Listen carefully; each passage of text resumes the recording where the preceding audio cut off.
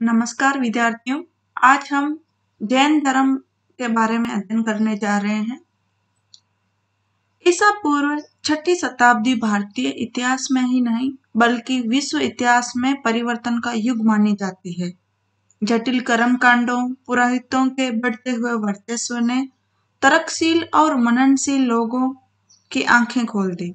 उनका पुरातन मान्यताओं और परंपराओं से विश्वास उठने लगा और वे सत्य की खोज में लीन हो गए। जो 6ठी शताब्दी ईस्वी पूर्व का युग था, इस युग की विशेषता यह थी कि लोगों में बौद्धिक एवं तार्किक चिंतन का विकास हुआ। इस दृष्टि से हम इस युग को धर्म सुधार आंदोलन का युग भी कह सकते हैं। धार्मिक आंदोलनों के उदय के कारण भारत में जो 6ठी शताब्दी ईस्वी पूर्व में धर्म सुधार आंदोलन मतलब ब्राह्मण धर्म में सुधार संबंधी आंदोलन अथवा जो नए धर्मों का उदय हुआ, जैन एवं बौद्ध धर्मों का, इन के उदय के पीछे कुछ कारण थे। उनमें से जो पहला कारण है वो है ब्राह्मणों का प्रभुत्व। पहला कारण हम देख रहे हैं, स्क्रीन पे आप देख सकते हैं, ब्राह्मणों का प्रभुत्व। अपने साधना में सरल जीवन और ज्ञान के कारण वैदिक युग में ब्राह्मण वर्ण की स्थिति सर्वोपरि हो गई थी। पौराणिक काल तक आते आते समाज में ब्राह्मणों का प्रभुत्व सर्वोपरि हो गया था। यज्ञों तथा धार्मिक कर्मकांडों की संख्या बढ़ने के साथ साथ ब्राह्मणों की प्रधानता भी बढ़ती गई। चूंकि उस युग में जीवन की प्रत्येक समस्या को सुलझाने का एकमात्र आधार वेद ही माने जाते थे और वेदों को पढ़ने और उनकी व्याख्या करने का जो विशेषाधिकार था वो ब्राह्मण वर्ग के पास ही था। अतः उनका जो प्रभुत्व था वो बढ़ने लगा। अब जन्म से मृत्यु तक ऐसा कोई भी काम नहीं बचा जो ब्राह्मणों से पूछे बिना पूरा हो सके। इस कारण जो ब्राह्मण वर्ग था वो अत्याचारी, अहंकारी और शोषक बन गया।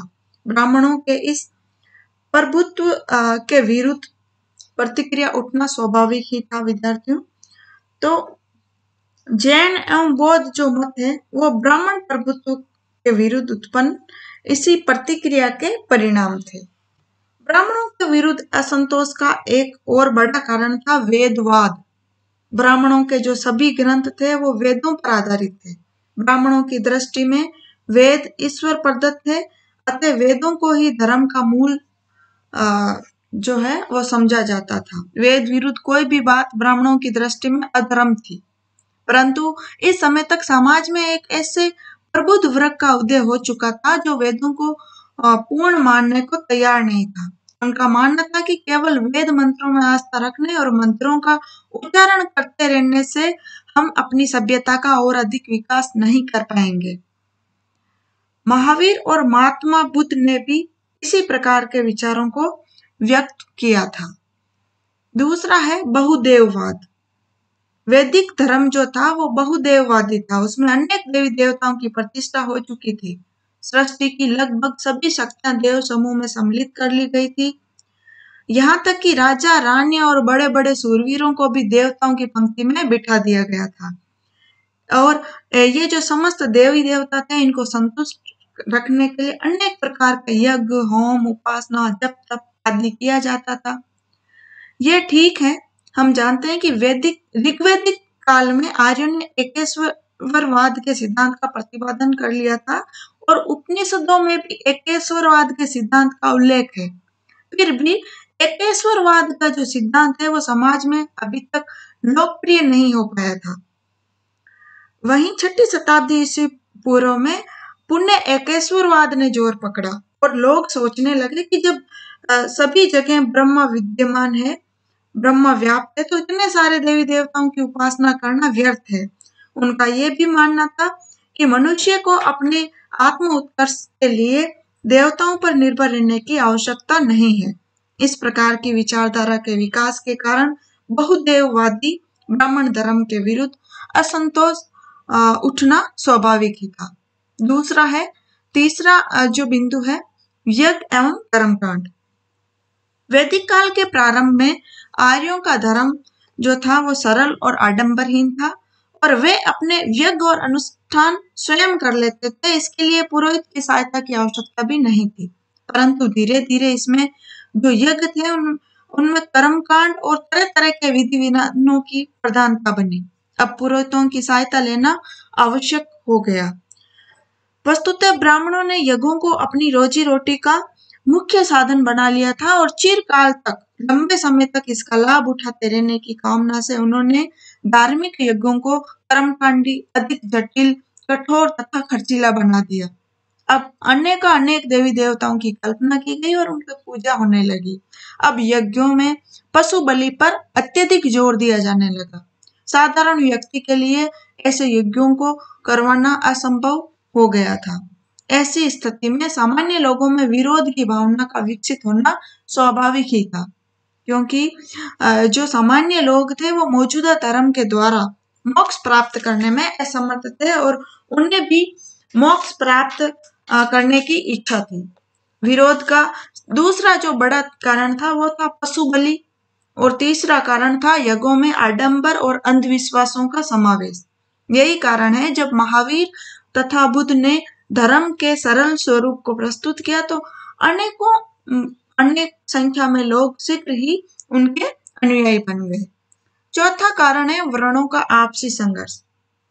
आर्यों की जो प्रारंभिक सामाजिक व्यवस्था थी उसमें वर्ण व्यवस्था जो होती थी वो कर्म पर आधारित होती थी, परंतु धार्मिक जटिलता के साथ साथ सामाजिक व्यवस्था भी धीरे धीरे जटिल होने लगी। अब चारों वर्णों की जो सीमाएं थी वो बांध दी गई। कर्म का जो स्थान था, पहले जो वर्ण होता था कर्म पर आधारित होता था, अब उसका स्थान जन्म ने ले लिया, अर्थात अब वर्ण का निश्चय व्यक्ति के कर्म के आधार पर नहीं किया जाकर जन्म के आधार पर किया जाने लगा। प्रारंभ में हम देखते हैं कि ब्राह्मणों को अपने साधना में सरल जीवन के लिए समाज में सर्वोपरि स्थान दिया गया था। ऋग्वेद का जो 10वां मंडल है उसके पुरुष सूक्त में हम देखते हैं वर्णों की उत्पत्ति संबंधी जो सिद्धांत है उसमें ब्राह्मण को सर्वोपरि स्थान दिया गया है। परंतु बाद में क्षत्रियों को ब्राह्मणों की प्रभुता अखरने लगी, क्योंकि जो क्षत्रिय होते थे वो देश की रक्षा और शासन व्यवस्था का जो भार है वो क्षत्रियों पर था, तो वे अपने आप को धीरे धीरे ब्राह्मणों से श्रेष्ठ मानने लगे। शतपथ ब्राह्मण में सर्वप्रथम उनकी प्रतिक्रिया का उल्लेख देखने को मिलता है, जिसमें क्षत्रिय को ब्राह्मण से श्रेष्ठ बताया गया है। ब्राह्मणों और क्षत्रियों के इस संघर्ष की झलक साहित्यिक रचनाओं में भी देखने को मिलती है। क्षत्रियों की इस चुनौती ने भारत में धर्म सुधार आंदोलन का मार्ग प्रशस्त कर दिया। वैश्य वर्ग के पास धन संपत्ति की कमी नहीं थी, परंतु ब्राह्मण वर्ग उसे अपने बराबर सम्मान देने को तैयार नहीं थे। अतः वैश्यों में भी ब्राह्मणों के प्रभुत्व के विरुद्ध असंतोष उत्पन्न हो गया और उन्होंने क्षत्रियों का साथ दिया। शूद्र लोग तो जैसा कि हम जानते हैं शुरू से उपेक्षित जीवन बिता रहे थे और उन्हें मौजूदा धार्मिक और सामाजिक व्यवस्था से कोई लगाव नहीं रह गया था। यही कारण है जब महावीर और महात्मा बुद्ध ने एक नवीन धार्मिक और सामाजिक व्यवस्था प्रस्तुत की तो क्षत्रियों, वैश्यों और शूद्रों ने उनका स्वागत किया। नेक्स्ट है भाषा संबंधी कारण। इस समय जो बोलचाल की भाषा थी वो प्राकृत और पाली थी 6ठी शताब्दी ईस्वी पूर्व में, परंतु उस समय जो धार्मिक ग्रंथ थे वो संस्कृत भाषा में थे। धार्मिक कर्म कांड जो होते थे वो भी संस्कृत भाषा में संपादित कराए जाते थे। केवल ब्राह्मण वर्ग ही जो था वो संस्कृत भाषा में होता था। सामान्य जनता को न तो संस्कृत पढ़ना लिखना आता था और न वह संस्कृत में बोले जाने वाले मंत्रों का अर्थ ही समझ पाती थी। अतः इस भाषा के विरुद्ध भी असंतोष उठ रहा था और लोग किसी सरल भाषा के उपयोग के लिए उत्सुक थे ताकि वे भी धार्मिक बातों को समझ सके। इस प्रकार हम देखते हैं कि भारतीय समाज में प्रचलित यज्ञवाद, वेदवाद एवं बहुदेववाद के साथ ब्राह्मणों के नैतिक पतन, ब्राह्मण क्षत्रिय प्रतिस्पर्धा एवं सामाजिक असंतोष ने मिलकर एक आंदोलन का रूप जो है वो धारण कर लिया और इन्हीं कारणों की पृष्ठभूमि में जैन और बौद्ध जैसे धर्मों का जो उदय है वो देखने को मिलता है। जैन धर्म का उदय। अपने मूल रूप में जैन धर्म ईसा पूर्व 6ठी शताब्दी की देन नहीं है। स्वयं जैन परंपरा के अनुसार जैन धर्म एक बहुत प्राचीन धर्म है। वे अपने धर्म के जो जैन धर्म के लोग हैं वह अपने धर्म के जो सर्वोच्च आचार्य हैं उनको तीर्थकर कहकर पुकारते हैं। जैन धर्म में कुल 24 तीर्थकर हुए हैं। जो जैन धर्म के जो प्रथम तीर्थकर हुए हैं वो ऋषभदेव अथवा आदित्यनाथ माने जाते हैं। जैन धर्म के 23वें तीर्थकर जो हुए हैं वो पार्श्वनाथ हुए हैं। ऋषभदेव के बाद 22 तीर्थकरों से इतिहास अनभिज्ञ है तथा उनकी ऐतिहासिकता के बारे में विद्वानों में मतभेद है। हालांकि जो 23वें तीर्थकर पार्श्वनाथ हैं उनके बारे में इतिहास में कुछ वर्णन मिलता है। पार्श्वनाथ जैन साहित्य के अनुसार जो पार्श्वनाथ है उनका जन्म महावीर स्वामी से लगभग 250 ईस्वी पूर्व 8वीं सदी ईसा पूर्व में हुआ था। इनका उल्लेख ब्राह्मण साहित्य में भी देखने को मिलता है। ये जो पार्श्वनाथ थे वो राजा जो काशी के राजा थे अश्वसेन या आससेन इनके पुत्र थे। इनकी माता का नाम वामा था। पार्श्वनाथ का जो विवाह है वो प्रभावती जो थी उस स्थल की राजकन्या उनके साथ हुआ था। 30 वर्ष की अवस्था तक पार्श्वनाथ ने वैभव विलास का जीवन व्यतीत किया, गृहस्थ जीवन व्यतीत किया। फिर 30 वर्ष की आयु में ये सत्य की खोज में निकल पड़े और 83 दिनों की घोर तपस्या के बाद समेध पर्वत पर इन्हें ज्ञान प्राप्त हुआ। ज्ञान प्राप्ति के बाद 70 वर्ष तक पार्श्वनाथ ने धर्म प्रचार का कार्य किया और 100 वर्ष की आयु में इनकी मृत्यु हुई। निग्रंथ जो पार्श्वनाथ द्वारा प्रतिपादित मार्ग का अनुसरण करने वाले जो पार्श्वनाथ के अनुयायी हैं उनको निग्रंथ कहा जाता है। इसका कारण है निग्रंथ अर्थात सांसारिक बंधनों या ग्रंथियों से विमुक्त हो जाना। जैन साहित्य में पार्श्वनाथ के अनुयायिनी स्त्रियों का भी उल्लेख मिलता है। महावीर स्वामी के माता पिता भी पार्श्वनाथ के अनुयायी थे। पार्श्वनाथ ने अपने अनुयायियों को संगठित करने हेतु 4 गणों अथवा संघों की स्थापना की थी। पार्श्वनाथ द्वारा जो जैन धर्म से संबंधित प्रतिपादित सिद्धांत थे, 4 सिद्धांत पार्श्वनाथ द्वारा प्रतिपादित किए गए हैं। अहिंसा, सत्य, अस्तेय और अपरिग्रह। पार्श्वनाथ ने ब्राह्मणों के बहुदेववाद और यज्ञवाद का भी विरोध किया। जैन धर्म के 5 सिद्धांत है विद्यार्थियों, जैसा कि हम जानते हैं।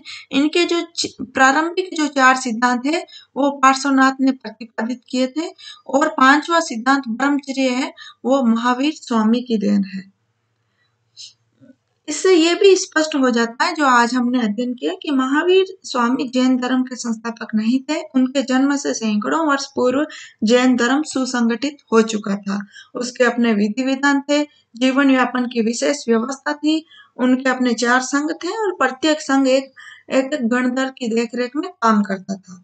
महावीर स्वामी ने उनकी मौजूदा व्यवस्था में सुधार करके उसे लोकप्रिय बनाया, इसलिए कुछ विद्वान उन्हें जैन धर्म का सुधारक भी मानते हैं।